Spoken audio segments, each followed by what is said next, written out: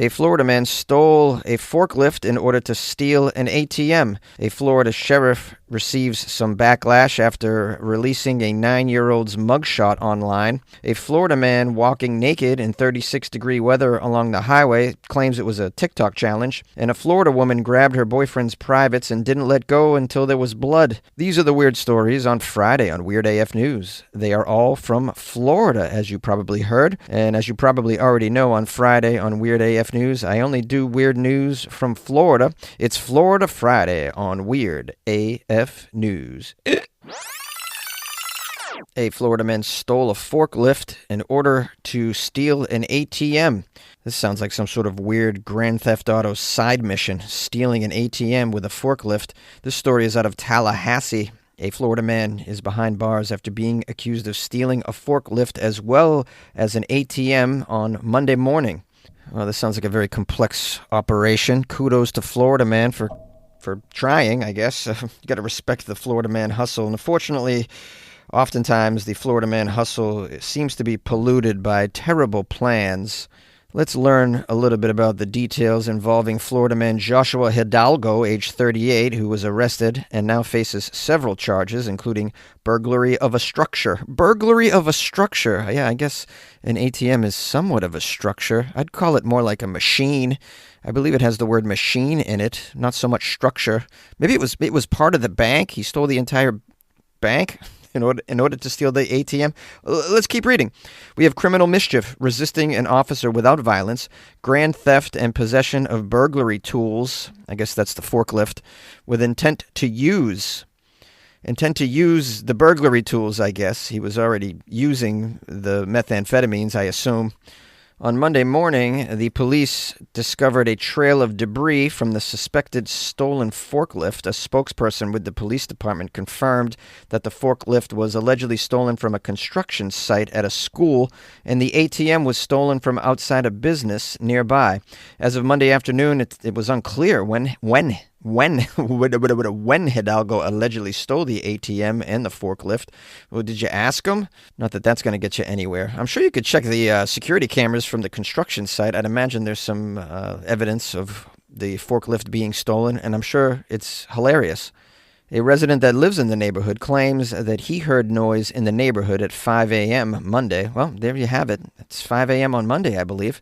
The same resident shared with the media the home security footage, which shows what appears to be a forklift passing through the area around that time.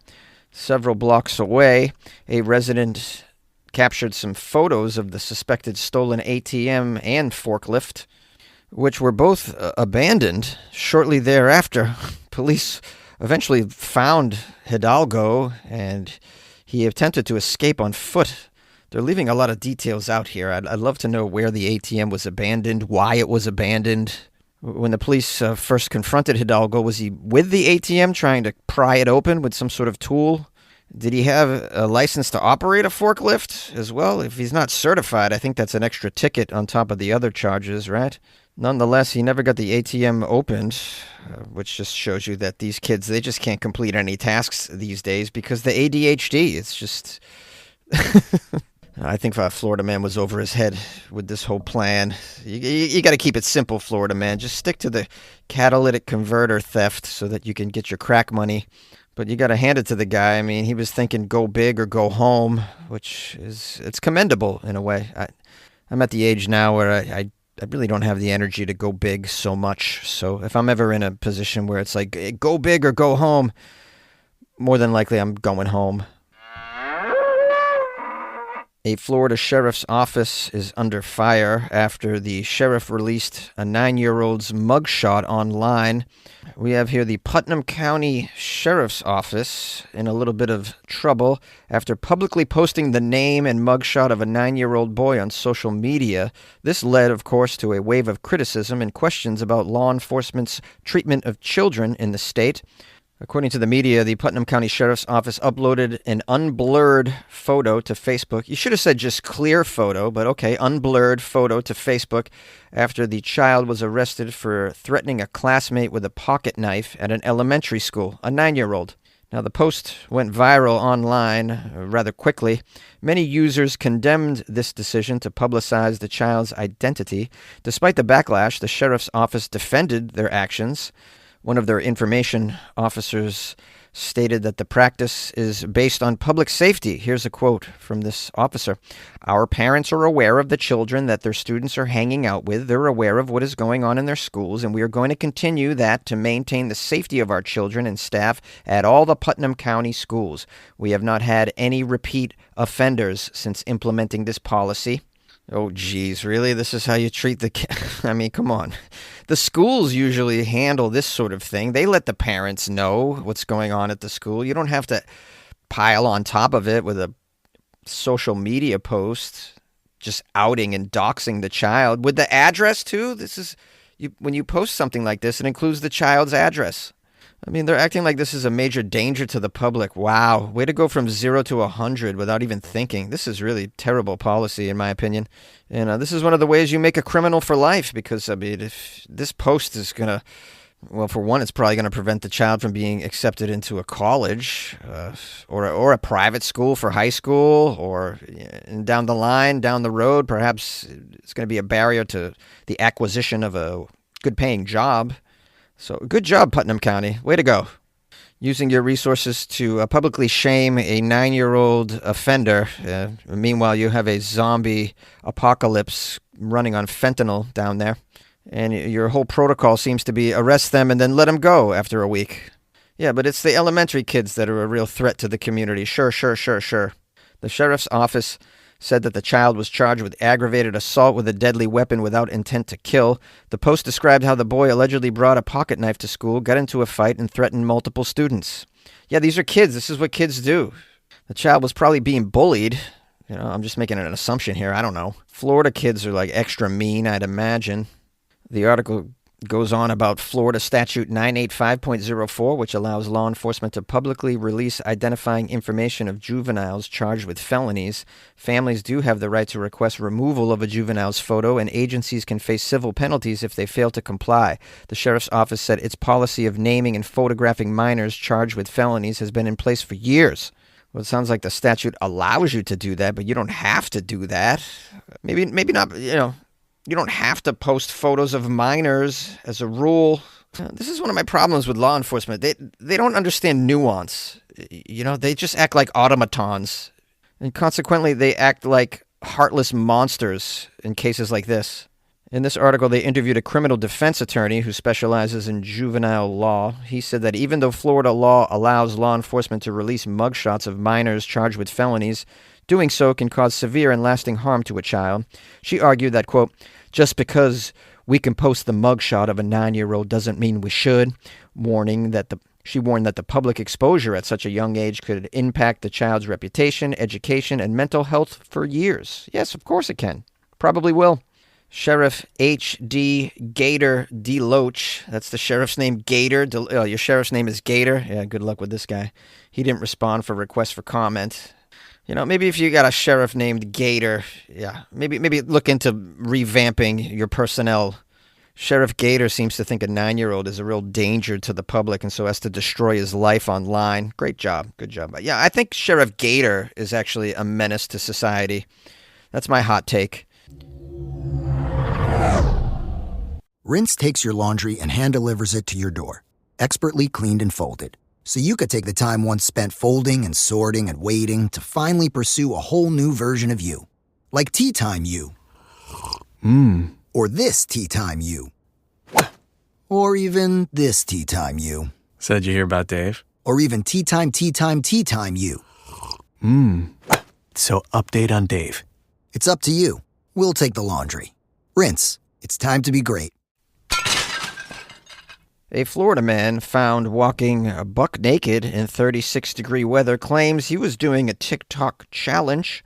This story is out of lovely Lakeland, Florida. A man was caught on camera walking buck naked down a Polk County street, according to the sheriff's office. A Florida resident was driving to work on Broken Arrow Trail when he spotted this buck naked man walking down the road. No attire whatsoever, despite it being 36 degrees outside on that morning. Well, before we judge, I mean, maybe he's got a good reason to be walking naked in 36-degree weather. Maybe he just was sick and tired of the hot and humid Florida weather that they typically get. It was a really rough summer from what I heard. I know if I lived down in that swampy cesspool, I'd be looking forward to that first crisp fall day where I could get out there in my undies and take a cool stroll to cool down, you know. Now it says Polk County Sheriff Grady Judd. Oh, we got Grady Judd! He's been a star of many a Florida Friday segment. Grady Judd! He showed up on the scene. It says here when Grady Judd asked the Florida man for his name and address, he was given false information. Oh, get out of here. A naked Florida man gave you some false information? Maybe he doesn't have a fixed address. Doesn't appear to have a fixed wardrobe either, sadly. Sadly, it's tough times out there.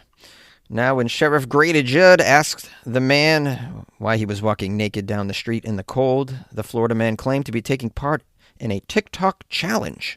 Oh, well, I mean, I'm not on TikTok enough to know all these challenges. Is this one I've missed? I think I missed the hypothermia challenge? The Arctic blast your ass? Frozen gonads challenge? Maybe it's simply called Shrinkage 2025. I don't know. You got to check the hashtag on this Florida man's video. Did he even... That's how you catch him, too. Oh, it's a TikTok challenge? Sure. Show me your TikTok account, sir. Eventually, they found the man's name is Anthony Day, and he's been charged with disorderly conduct, resisting an officer without violence, and exposure of sexual organs. Well, enjoy that list you're on, Florida man. That's a badge of honor, right, for a Florida man to be on a list. I think that's like earning your stars and stripes in Florida. You got to get your 3 DUIs, your restraining order, your order to stay away from schools, and your public exposure of your sexual organs. These are all the classic Florida man nuisance activities that get you on lists as a registered person in Florida. And this is without the gators. That's a separate list. Welcome back. A Florida woman grabbed her boyfriend's private parts and didn't let go, quote, until there was blood, according to the police. This story is out of Punta Gorda. Punta Gorda? Sounds like a wonderful place to drink some purple drank and hang out with the locals. It says here, police came upon a scene of some vicious violence after responding to a disturbance call. According to the report, a man complained that his live-in girlfriend, a Florida woman, had attacked him during an altercation in the early hours of Tuesday. During the fight, the woman became, quote, enraged and struck her boyfriend with a brush. Doesn't indicate what sort of brush, so it's hard to paint a picture in your head. I mean, some brushes are pretty deadly, like a toilet brush. That's a real rough weapon right there. You get hit with a toilet brush in the face or in the mouth or in the eyes. Oh, imagine getting hit in the eyeballs with a toilet brush. That's terrible. But it could have been an eyelash brush, which is very small and doesn't do much damage. It actually might tickle a little bit, depending on what area they put the eyebrow brush. I mean, if you got struck in the armpit with an eyebrow brush, wouldn't that tickle? Or between the toes? I'd imagine it would. Now, the victim told the police that the suspect, later identified as Florida woman Darcy Lee, continued to, quote, strike him with her fists and scratch the side of his face. The report states that the man had blood running down his face, which had visible bruising. The individual also told the officers that Darcy, quote, grabbed him by his balls and squeezed them until they were bleeding. Well, let's not put down the mating rituals of foreign cultures, all right? Down in Florida, they have different ways of showing affection and bringing romances to completion. I mean, perhaps this Florida woman was just showing this Florida man that she wants to just take it to a whole nother level, this relationship. I'm obviously joking. This is the Florida woman's finishing move, obviously. Finish him. And she just grabs your privates and squeezes until they pop. Yeah, good times in Florida. I bet you can't wait to get on the dating apps down there, huh? Now, Florida woman Lee admitted that the two were arguing, but she claimed nothing physical happened at all. I mean, you can look down his pants to prove you're wrong, but okay. The 24-year-old, who was already on felony probation for resisting an officer with violence, was placed under arrest for battery. While in the patrol car, Florida woman Lee asked to talk to the victim to say that she was sorry. Oh, look at that, trying to mend bridges. I guess it remains to be seen whether or not this couple is going to squeeze and make up. Oh, there's a photo of the Florida woman. Quite attractive, I have to say. She's a very hot goth is how I would describe her. You know those goth girls, right?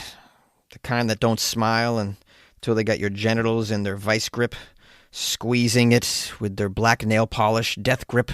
It's called Love, Love, Love, do-do, love, love, love. It's easy, do-do, boop, boop, boop, boop, boop, boop, dum. When you squeeze his balls, squeeze them till they bleed. When you squeeze his balls, squeeze them till they bleed. Squeeze until they pop, pop. Squeeze is all you need. Had enough of your sportsbook holding back on the rewards? Fanatics Sportsbook opens a lane to a world of exclusive perks. Use Fan Cash to step up your tunnel walk with authentic NBA jerseys and vintage fits. Be there for the biggest moments with game tickets and rub shoulders with NBA greats through meetups and Fanatics experiences. Make the switch and get access to a highlight reel of rewards with Fanatics Sportsbook. Winning hits different here. Must be 21 plus. Gambling problem? Call 1-800-GAMBLER or 1-800-522-4700. MD, visit mdgamblinghelp.org. Offer not available in all states. Terms apply. See Fanatics Sportsbook app. Hello, my friends and loyal listeners of the Weird AF News podcast. Thanks for spending this episode of Florida Friday with me, and thank you to everyone who sent me Florida stories. I so appreciate that. I appreciate your support and your care and your contribution to the only daily weird news podcast hosted by a dude inside a closet. Appreciate that. If you want to help me keep this podcast going, pay some bills, please consider buying me a coffee off my website, weirdafnews.com. That'll keep me caffeinated, keeping the words flowing out of my mouth, right out of my mouth. You know what I'm saying? You can also join the Patreon as well. That's a great way to support the show because it's like buying me a coffee every month, but you also get extra weird AF content because I'm constantly putting weird content in the Patreon, and there's over 1,000 posts in there, so that's 1,000 extra pieces of content that you get for as low as, I don't even know, just a few dollars a month. Pretty easy, right?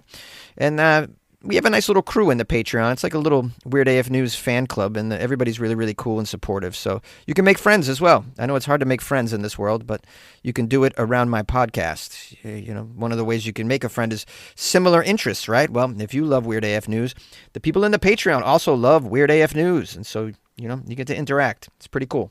And you can do that by going to patreon.com/weirdafnews, or just go to weirdafnews.com, the official website of Weird AF News that is paid for by all of the lovely contributions from the people in the Patreon and the people that buy me coffees. So it helps. It's part of the overhead. So thank you so much. Listen, I hope you have a great weekend, and we'll see you on Monday. And good luck with your life, man.